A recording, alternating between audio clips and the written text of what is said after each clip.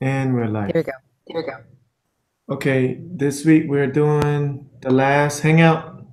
And the first question on this week's hangout is based on Pringle, discuss how the city of Anaheim developed relationships with the private sector. For example, mission support platform. Okay, Okay, so so after after the the terrorist terrorist attacks on attack on 9/11, 9/11, the the city of city of Anaheim Anaheim realized realized the city's vulnerabilities to a 9/11 in its own backyard. Therefore, they sought to build a state of the art emergency management tool that would be technologically advanced. To achieve this, the city knew that private public partnership was essential. As a result of this dynamic private partnership, the Enterprise Virtual Operations Center (EVOC) was created. Initially, the EDS created a framework called the Mission Support Platform. The MSP had capability to monitor live operations such as traffic throughout the city. The system was largely focused on collaboration among emergency response organizations. The city later realized the potential to expand on the MSP's functions to include computer aided dispatch systems, or CAD, for police, fire, traffic management cameras, and existing building security cameras. This system eventually became what is called EVOC. The EVOC is the first emergency solution implemented at the local level that incorporates collaborative, real-time, secure, and virtual functionality. All authorized users to upgrade and access through a web portal in real time. Exactly is EVOC? EVOC is a virtual emergency management solution that centralizes existing information and live data feeds from decision makers. This capability enables maximum situational awareness. Different agencies are able to view the actions of minimizing redundancy, which could contribute to further. EVOC provides access to data obtained from a range of platforms, allowing officials and emergency responders to view topographic PS data, weather conditions, blueprints, utility plans, video camera feeds, radio transmissions, live news feeds, and much more. Consider the importance of obtaining a blueprint for emergency responders in the event of a building collapse. Agency or private entity that has this blueprint can upload this onto the EVOC system, and nearby responder that have the capability to rent has this crucial information needed to respond accordingly. So, how exactly does the EVOC works? EVOC uses images from the Microsoft Virtual Earth, and because of that, the internet is so important for EVOC to work. Um, the EVOC displays incidents as points on the map, and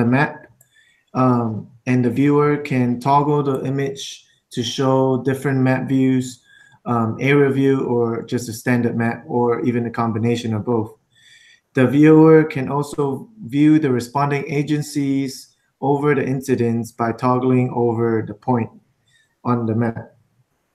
The incidents are color coded according to agency and type of responding agency. So, for example, if it's a police incident, it's going to be color coded blue. A fire incident, it's going to be color coded red. When the incident is clicked by the viewer can then open up key information like blueprints that are attached to the incident, um, live feeds, photos, key information such as hazardous material at the site. Um, it sounds very robust, but has this EVOC been tested? Um, On March 11, 2007, upwind conditions in Ware Creek Regional Park blew fire into a heavy growth path where it swept through the park and destroyed, basically burned the most of the park.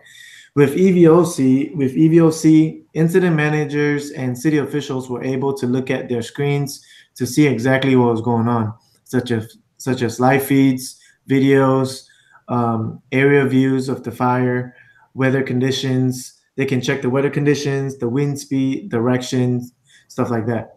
They could also locate every vehicle, including not just police and fire, EMS. It also included public utility vehicles, and this was through the Anaheim Hills. They could also follow police radio transmissions, access the web EOC, and track significant situational report screens where responders were entering key information. Um, because of this, it gave incident commanders basically a real time narrative of the incident.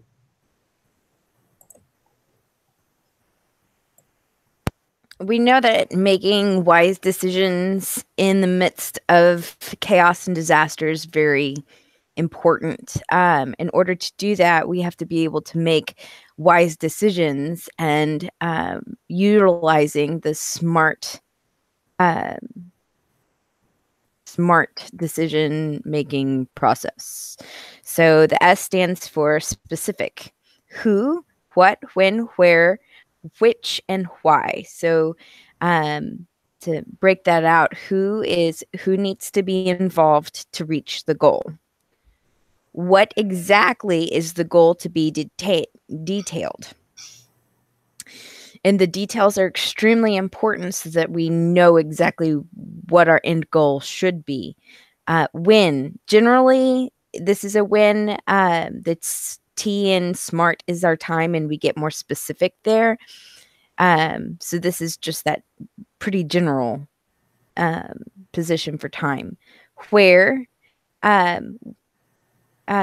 does not always apply. However, if there is a where, this is where it would be detailed and specified. Which identify obstacles and requirements to achieve our goals. And why? What is the reason for our goal? The M stands for measurable. How will we determine when the goal has been met or achieved? The A is achievable. Is this attainable either through developing new skills or changing attitudes? What will it take to make our goal happen? R is for relevant or realistic. Is the outcome achievable with given available resources? And focus on something that makes sense. Is the focus in the right place? Does it make sense with the end goal? T is time sensitive. What is the time frame? And this is specifics on the goal deadline and what can be accomplished within that time frame.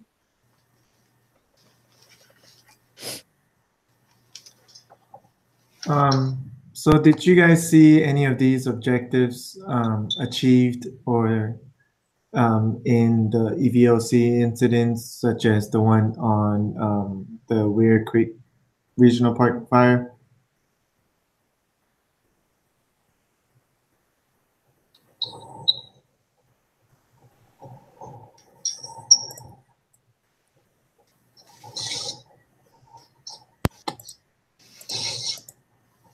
Can you hear me?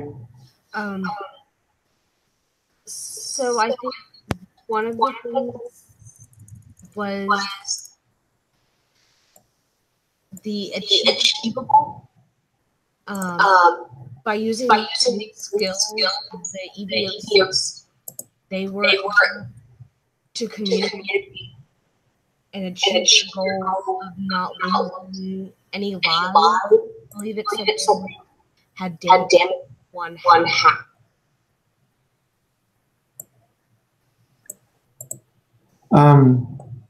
I think time sensitive here with the fire was very important.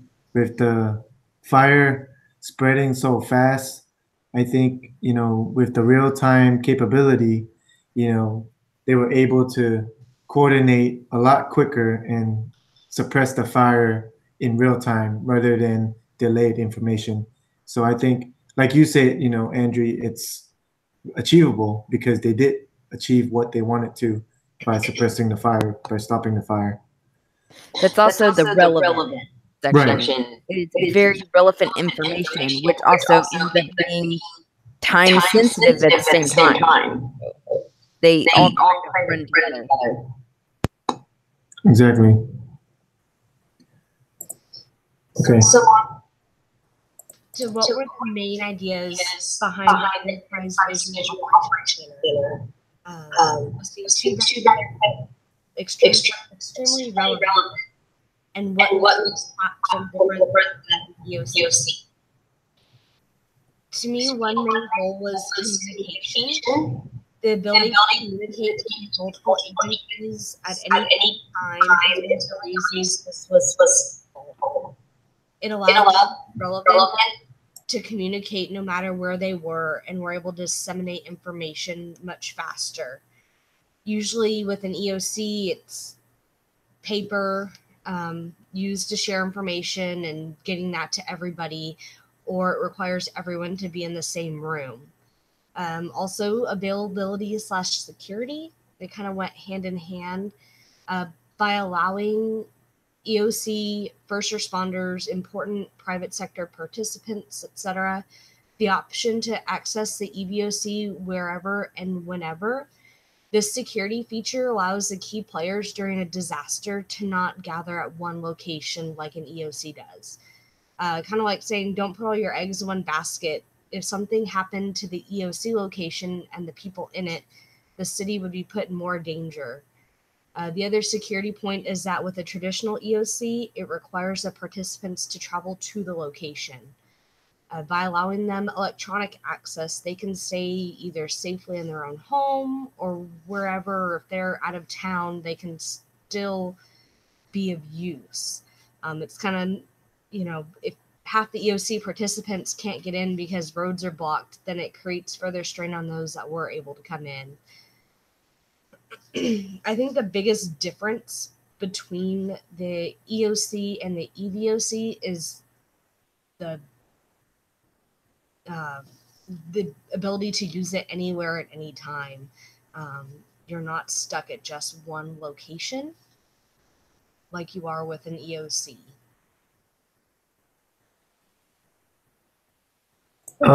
Andrew, I think you made I really like your point on, where they don't need to be at a specific location.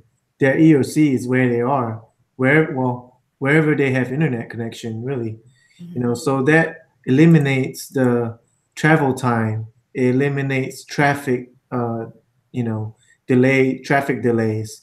And in an incident like that, you're not getting through traffic. If it's downtown Houston, you're not getting there. So how is an emergency manager going to the EOC in a traditional EOC? I think this is so. It's really, you're maximizing your resources and employees because they're responding 24/7 anywhere and they're available. There's really no excuse that they can, that's going to prevent them from responding to this situation to manage it. Right. Well, and if you think about the people who would be involved, police, most of them have a lot. Their phone that they call. Our department, office, they have their computers, but even supervisors have phone, and they can access our camera and be part of an emergency.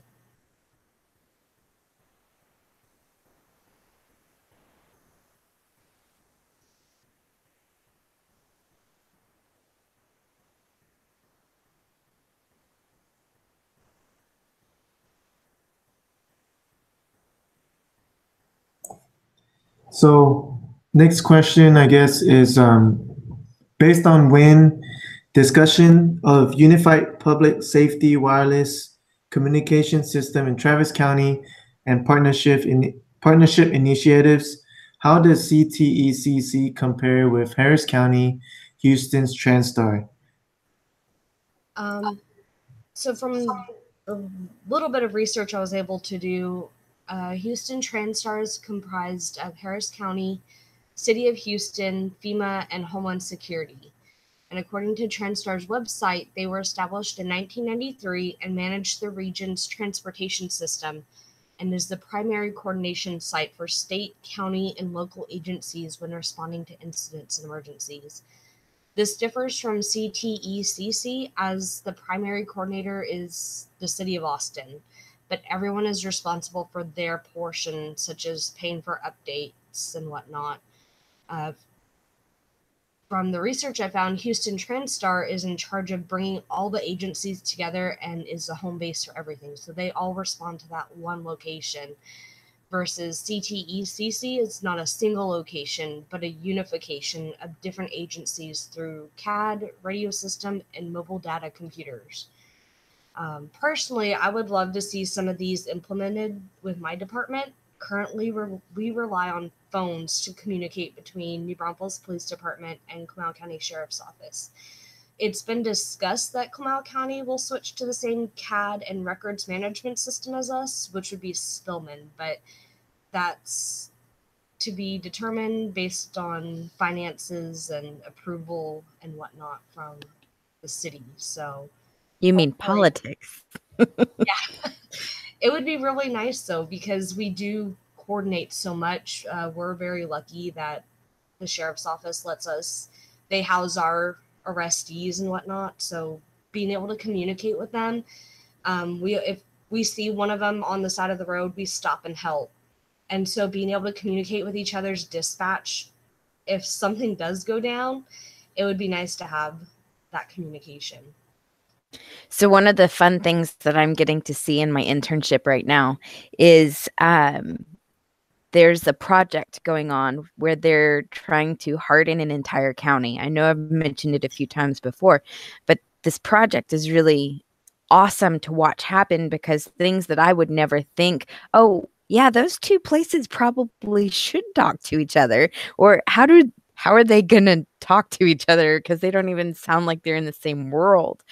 But they're taking not just their access control, but their monitoring systems, communications, everything for this county is moving to the same integrator and communication. And I mean, it's really amazing to see that even places like the tax office, you wouldn't think the tax office and the sheriff's department need to talk to each other, but they actually do. And so seeing those relationships merge and being able to talk to each other, and I mean, yeah, that communication is going to be crucial when there is an emergency. So getting it on the right page now, I mean, just like you want to see your county be able to, I mean, tighten those bonds, we're getting to see that on this side, and it's really kind of cool.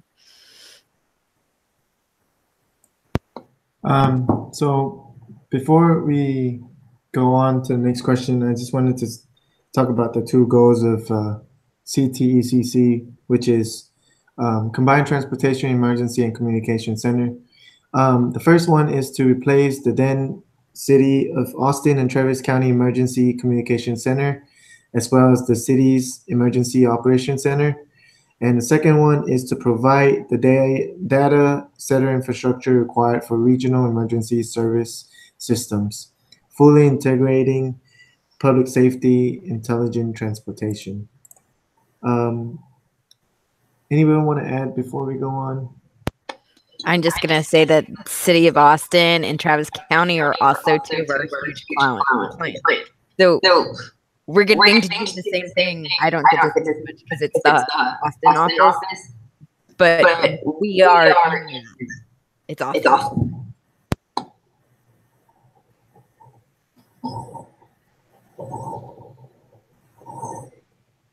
Okay.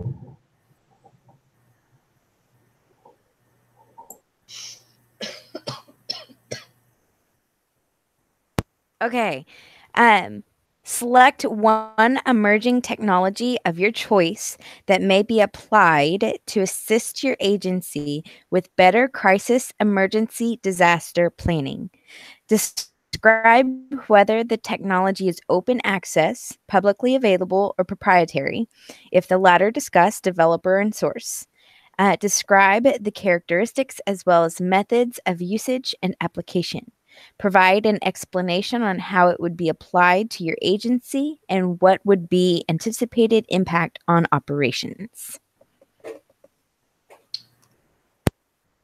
So I'll go ahead and start. I found one called Simulation Deck, and it's media simulation during emergencies.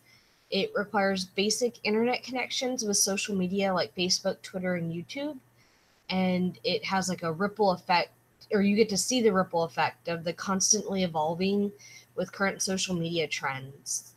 It was quoted, "Things happen instantly, and any simulation player can generate an enormous number of injects as fast as they can type and hit enter," according to one of the guys on the website. It allows first responders practice using social media during a simulated disaster without the consequences of actually having to use their real social media profiles. As we've seen, social media is not really going anywhere. And if first responders can get ahead and use social media to their advantage, it's going to make an incident go a lot smoother. It helps with communication to the community rather than them getting their information from a news source, which, as we see a lot of times, the news source can be a little skewed. It's better to get it directly from the first responders to let them know what's going on, what they need to do. The next one I have is IntelliStreets. I think this is super cool and really applicable to Houston area. IntelliStreets is a dual radio mesh wireless system that has embedded microprocessors for information sharing, such as analysis of a street light in hearing, seeing, or smelling, a method known as edge processing. In an area that has flooding or water issues, a streetlight with the built-in intelligence would activate a warning light when water reaches a certain depth, like being detected above the curb. Other streetlights in this area that have the technology would begin to flash, warning traffic to slow down or basically turn around. Emergency blue light buttons allow people to signal for help, and speakers provide a way for government officials to make announcement or issue emergency alerts. I don't know if all of you have been to campus yet, but you know how like, or any campus or university campus, if they attach one of those emergency, I guess, posts where you can just call for university PD immediately, you know, if they implement that in neighborhoods, that it's more of a two-way communication where government officials like this can make public announcement, and you can also tell them about your situation too.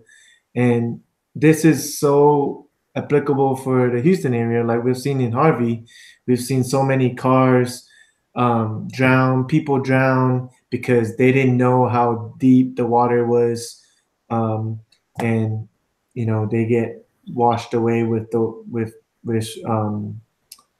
do you call it? Is it flash water?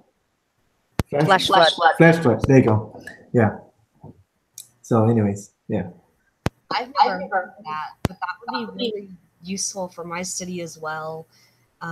We live in a flood area as well, not quite as bad as Houston, but it's usually like when it floods, it floods. And that would be very useful. Like I said, we have two rivers flowing through New Braunfels, so and a lot of people live on the river, so something like that would be really helpful. I know that the San Jacinto River Authority has undergone a huge process that's using somewhat of the same technology, using sensors to detect where the water level is, and it will send out mass notifications to the right people that will then turn around and push it back out to the public via text message. So that's in the process right now. I'm the nerd that went and sat in those meetings because I thought it was pretty cool. But another one of the things that I found is called iDog. It's Syracuse University School of Information Studies has developed and maintained communication different devices without relying on cell towers or internet networks. Intelligent, deployable, augmented wireless gateway. It works with new class of software called Edgeware that connects devices and information and helps with machine-to-machine communication.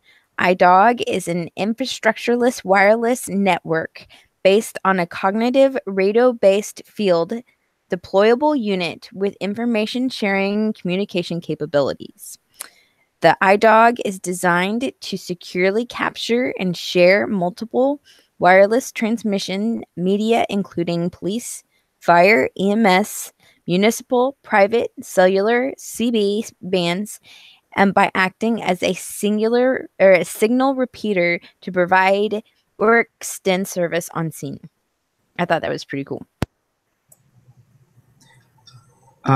Randy, I think this is so cool because this whole time we've been talking about EVOC, like IntelliStreets, simulation deck so far. All these require internet, and this takes away the dependency on internet. You know what I mean? We have all these cool, devices and systems, but what if our internet's down? And then we're back to an age where we've been spoiled by all these and we don't know how to react without the internet. And then, then we're basically done. So that was pretty cool. So another one, I know we were only supposed to pick one, but we kind of overshot and picked several. But we found drones.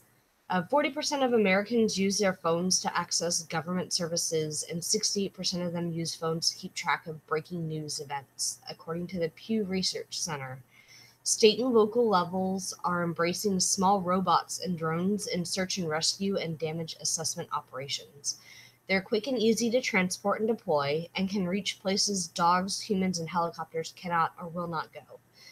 Authorities deployed drones during Katrina and relied upon rolling robots to search for people trapped in buildings.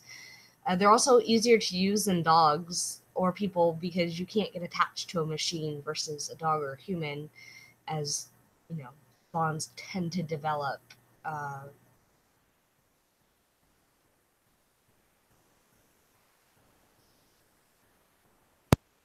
I get that. I love my dog. You're muted, Daniel. Sorry. Next one we have is the company called One Concern. It has developed an algorithm capable of identifying the areas most damaged and in need of aid after an earthquake. The company's algorithm has developed how earthquakes damage buildings, structures, and can be loaded with data in a given area, such as the age of buildings and the materials used to construct them. Following an earthquake, all this information can be combined with seismic data, allowing the algorithm to create a heat map that predicts the most damaged areas. As of 2015, One Concern's algorithm has been undergoing beta testing in various areas such as San Mateo, California. Concrete Canvas, they have developed a rapid setting concrete impregnated fabric called concrete cloth, and it hardens when exposed to air and water, even seawater. One of the company's flagship products is the Concrete Canvas Shelter. It's inflatable concrete shelters that feature concrete cloth prefabricated to inflatable plastic with steel secure doors. According to the company, 2 untrained individuals can deploy a shelter in less than an hour in a 4-step process, and it is fully ready to use in 24 hours. The shelter is waterproof, fire resistant, can provide a sterile environment, and are also modular and can be docked together depending on the need. And this is huge for us in hurricane places because I mean, think of all the times that we need shelters, and there's where are we going to put people? I mean, you were stuck at Whataburger, right, Daniel? And got to find the right place to put people. And then, okay, what about the medical side of this? It can provide a sterile environment, which is huge if you need triage in a certain area. So I loved this one. This one was fun. Randy, do you know if that's available yet? Like, is it out Yes. or is it still in like yes. No, I included the link here. If you follow it, it gives you all of the information. It's out. I haven't ever seen them. I've heard of them a couple times, but I have not seen them before. I know that I've seen like the domes that they can put up fairly quickly, but they're more houses, and these are, I mean, like you said, 2 inexperienced people can put it up in reasonable amount of time. That's truly innovative.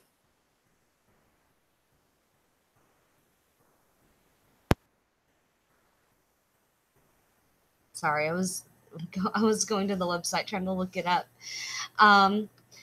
Another one is the Defense Advanced Research Projects Agency, or DARPA. They held an annual competition aimed at creating humanoid robots capable of performing disaster relief and rescue tasks. The DARPA Robots Challenge, or DRC, featured robots created by teams from all over the world competing in a series of obstacle course challenges related to disaster response. Tasks included avoiding obstacles, climbing stairs, tripping circuit breakers, turning valves, and even driving a vehicle. Robots in the competition were controlled via a combination of remote and algorithmic control. Though DRC is no longer held, various international entities such as Germany's RoboCup Rescue Robot League are holding similar competitions.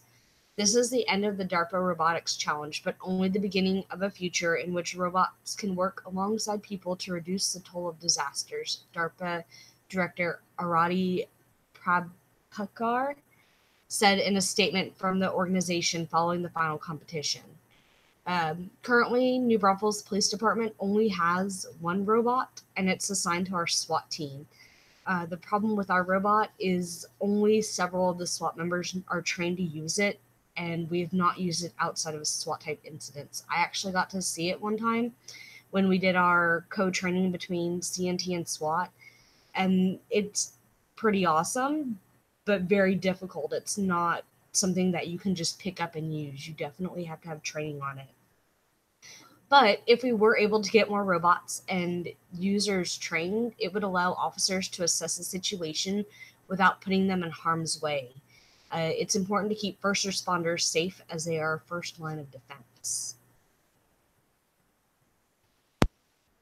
I mean, anywhere where you have robots battling for which one's better, how cannot? I mean, that's just, I would want to watch that. I found Packlight. It's an inflatable. I've seen a lot of these actually. It's an inflatable solar powered LED lantern, and is a combination of 150 lumen lantern and phone charger that the company says is also fully waterproof. According to the company specs, the Packlight Max can fully charge a cell phone in the same amount of time it would take to charge using a wall outlet. So when we had, let's see, it was Hurricane Rita, when we lost power for I want to say 2 weeks. So having that additional power was pretty important. And then you have to decide what's more important, the refrigerator on the generator or Um, I mean, your cell phone priorities, right? Um, a little fun fact. I think the Illuminate is a Shark Tank company, if I'm not wrong, It right? is Yeah. actually, yes. Yeah, I think I saw that. That was cool. Okay, so next one we have is the United Kingdom's University of Brighton. At the University of Brighton, the researchers have designed a vibrating earthquake barrier, also known as VIBA, that is a structure built into the ground, detached from surrounding buildings, and absorbs the energy from the ground motion from the earthquake.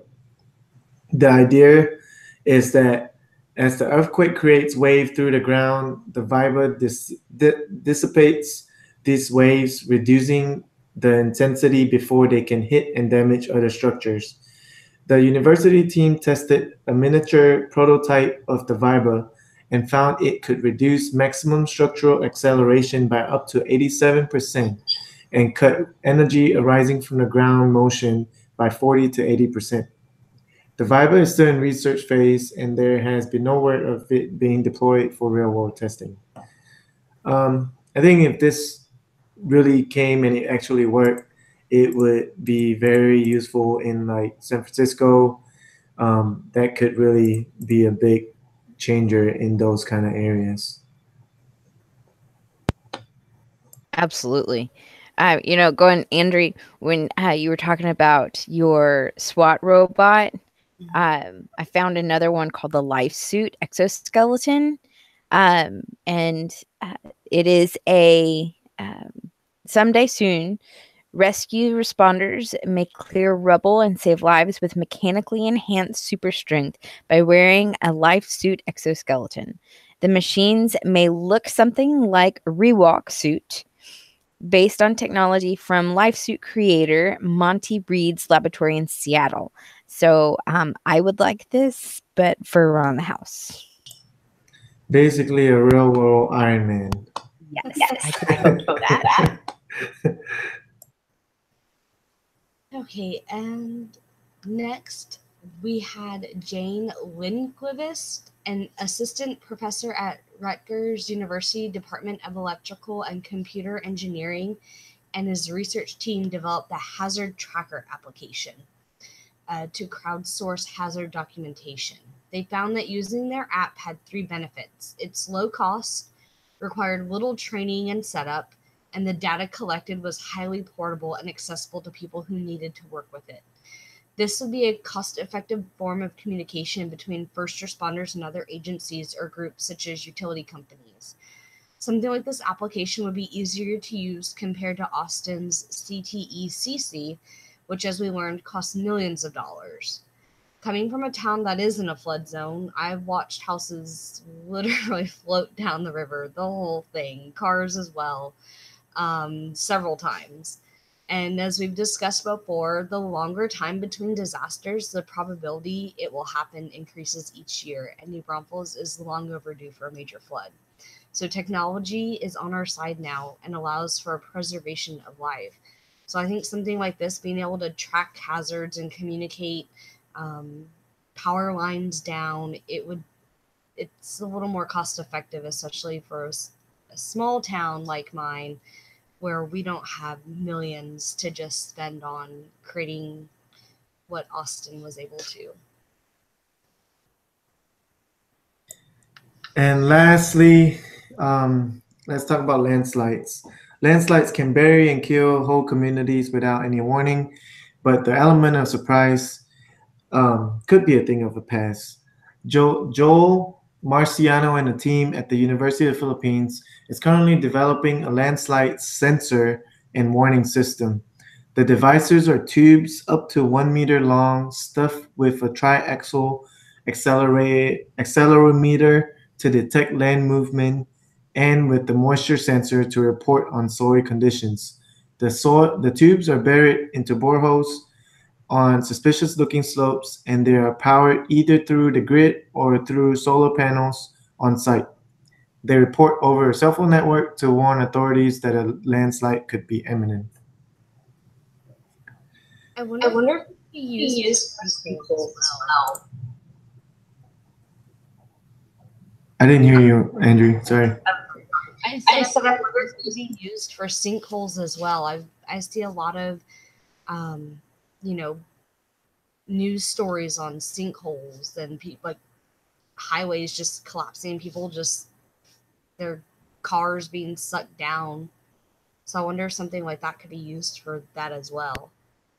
Well, the implementation of that is, I mean, you're looking at the density of your soil, how moist it is. So using the same types of data, I don't see why we couldn't move it from landslides over to sinkholes. I mean, it's same premise, same concept of, your earth is moving. Yeah, I don't know much about both, but it just sounds like they have a lot of similarities in terms of how just the disaster is. Like you said, soil density, soil moisture, that all plays a part in both landslides and sinkholes. So I agree with you, Randy. I don't see any that it couldn't be applicable to sinkholes too. Anyways, we're at the end of it.